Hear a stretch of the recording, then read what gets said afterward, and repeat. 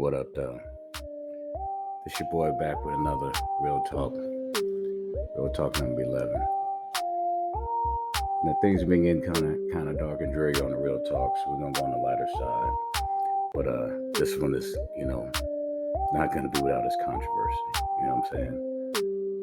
So we're gonna talk about some things, and I'll start with the kind of idea that you know hindsight is 2020, and these are things that I know now that I wish I would have known then, and I could have told my younger self, you know, about life.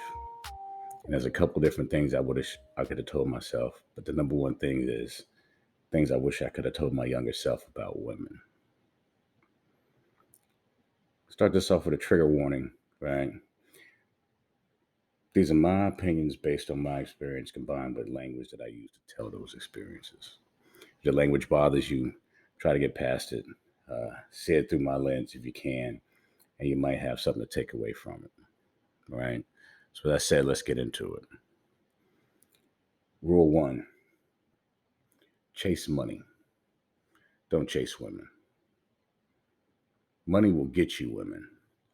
But unless you're like Iceberg Slim or somebody like that, women will not get you money. Young men, women are expensive. I don't mean in the ways you think, right? Here's a test, right?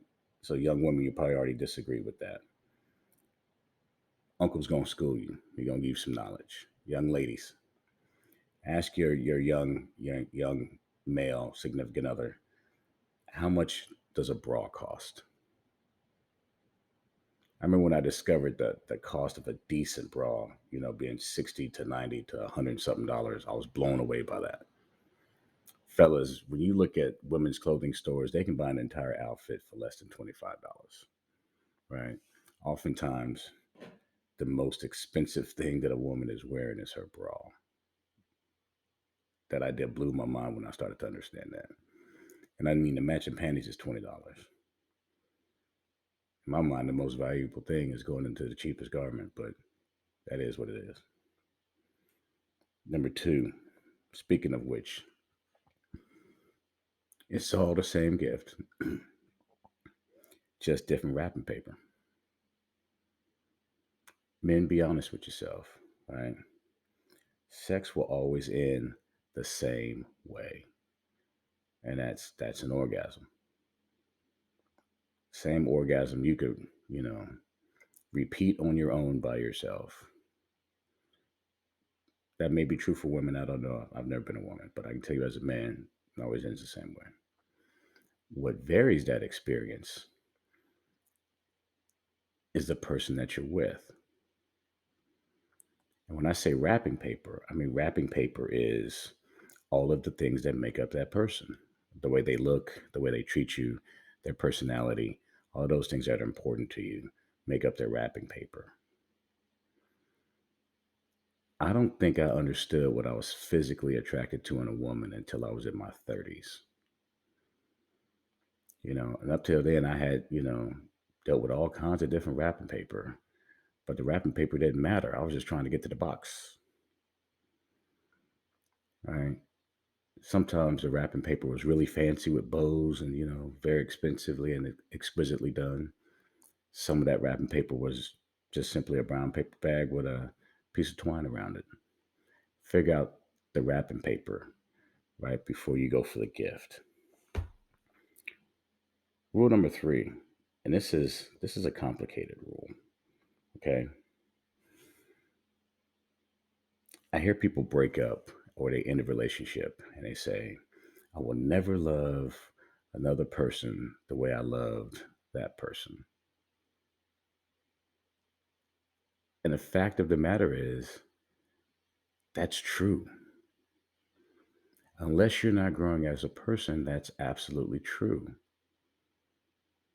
So, the analogy I like to use, and this may be a controversial analogy, I remember my first car. It was a 1969 Volkswagen Bug. It was primer gray, didn't run. I paid $200 for it. But I thought that car was the bee's knees. I thought it was everything. Before I got it running, I would actually just sit in it sometimes. Just be like, this is my car. And I finally got it running. I think I spent more time fixing it than I did driving it before I sold it. And the next car I got was a little bit better than the first car I got because I went into it understanding the mistakes I had made in choosing that 1969 Volkswagen Bug. I can't tell you how many cars I've owned in my life. I've owned some really expensive ones, and I've owned some dirt cheap ones. I've enjoyed them all. And then I finally figured out what I really enjoyed in a car. And it wasn't what I expected to enjoy most of my younger years. Each time you get a car, you go into it understanding that there's more things that you need to be happy with that car. I mean, the Volkswagen didn't have heated seats or even a heater for that matter. I was basic. Just think about that whenever you in a relationship and you start a new relationship. And I don't mean bring baggage into that relationship. Just look at the lessons you learned about yourself going into that next relationship, and maybe it'll be better. Rule number 4 with relationships, and this was a strange thing that I learned in high school, and I can't remember which one of my homegirls in high school told me this, but I was in a relationship with somebody and it wasn't going well. And she and I were talking about it, and I was like, I don't want things to end on a bad note. And she said, listen, if things didn't get bad, then they wouldn't end. So it always ends on a bad note. It's simple common sense. If a relationship's going well, you're not trying to end it. But if it's going bad, it's time to end it. And don't try and clean it up. Right? Just make it a clean break. When it comes to that, when it comes to breakups, that's rule 5. Don't waste your time. If you can't see yourself with her, let her go find someone that does see themselves with her. If she's staying loyal to you and you're not serious, she's losing valuable opportunities and time where she can find that right person for her. That old saying, if you love something, let it go, right? If you really truly care about her as a person and you're not being selfish, let her find her way in life. If you're not going to be her way, don't hold on. Here's a strange one that I learned later in life, and I'm still starting to understand it. Women have an entire secret language and culture that men don't know anything about. Women can use tone to convey vastly different meanings in a statement or sentence that men don't understand. I've been in situations where I'm with the person I'm dating and they meet a friend of mine, and the tone in which their friend says hi or hello, the person I'm dating is like, yeah, she's got a thing for you and she don't like me being with you. And I'm like, you've only had like 30 seconds of conversation, but women communicate stuff like that, right? Or they say little comments that to us as men sound benign, but to women, those are significantly real comments and statements, and that has changed the identity of that relationship that they have. So just we'll never understand it. When your woman tells you, she was being rude or she was being snooty, just go with it because we don't speak that language. Let them interpret it for you. And number 9, this is a tricky one to learn as a young man. Always tell the truth.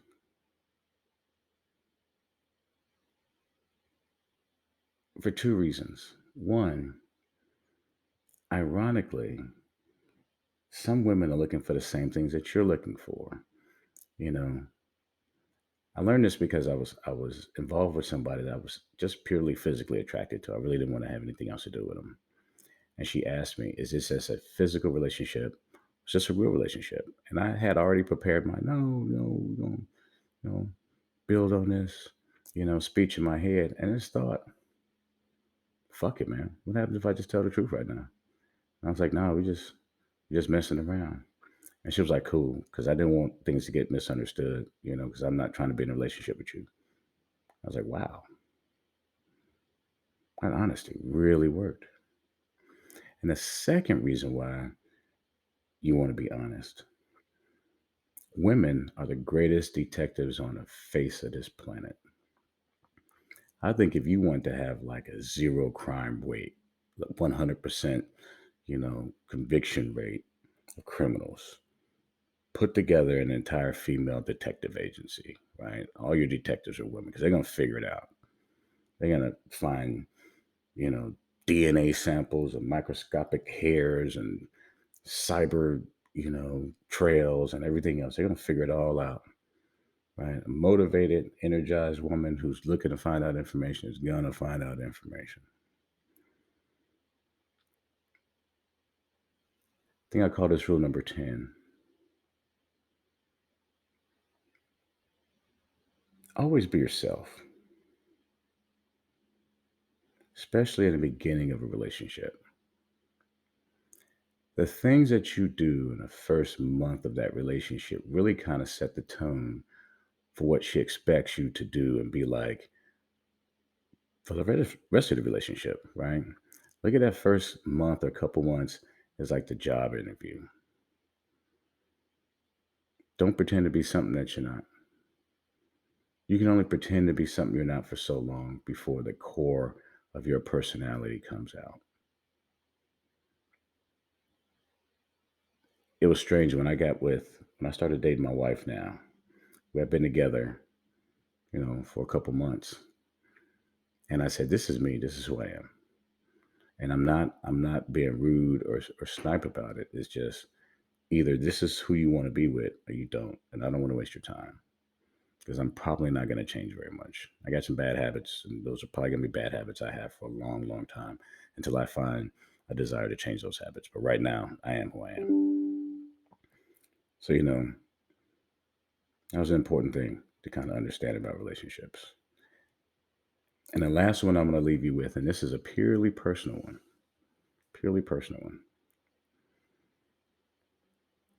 I never go back.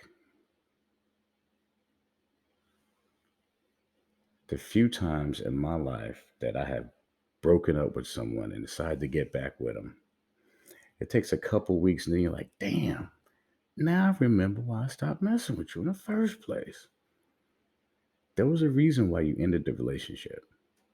It's probably not going to change if you get back together. It's probably not. And that's just a personal thing, right? Some people, they break up to make up and everything works for them. I've just found it doesn't work for me. Something changes in me the moment a relationship ends, and it's never going to be the same. So it's probably no point in going back into it and reinvest in something that I think a part of me has already decided wasn't going to work. So there you have it, folks. Just a couple of those things that I wish I would have known when I was a younger man that I know now. You know, things that I wish I could have told my younger self about women. There may be a part two because there's still a ton of things that I've learned that I probably couldn't remember when I was kind of banging out the script for this thing and how I wanted to do it. But I'm home in Florida. Work on a little bit less content. Focus on my life here, but I'm gonna still keep giving you the bangers. So like I always say, when we winding down in this thing, I'm just saying, fuck out of here. Holla at you, boy.